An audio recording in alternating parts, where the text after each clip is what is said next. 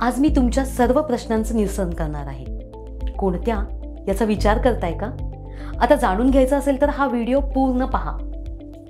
मी एक व्यावसायिक आहे आणि मी आत्ताच ई-कॉमर्स प्लॅटफॉर्मवर स्वतःच्या प्रॉडक्टची विक्री सुरू केली आहे. त्यात मला अनेक अडचणींना सामोरं जावं लागलंय.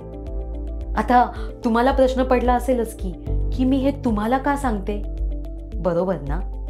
पण आधी ऐका, तर यामुळे तुमचेही बरेच प्रश्न सुटतील.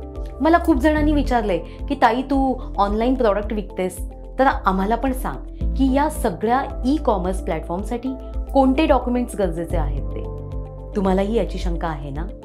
त्यामुळेच मी आज तुम्हाला सांगणार आहे की नक्की कोणते डॉक्युमेंट्स गरजेचे आहेत, तेही सर्व ई-कॉमर्स प्लॅटफॉर्मसाठी.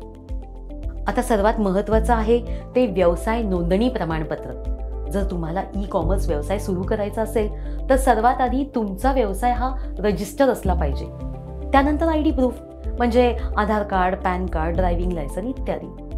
त्यानंतर पत्त्याचा पुरावा आणि सर्वात लास्ट GST नंबर. बस इतके डॉक्युमेंट्स तुमच्याकडे असतील तर तुम्हीही टेन्शन न घेता ऑनलाईन विक्री करू शकता.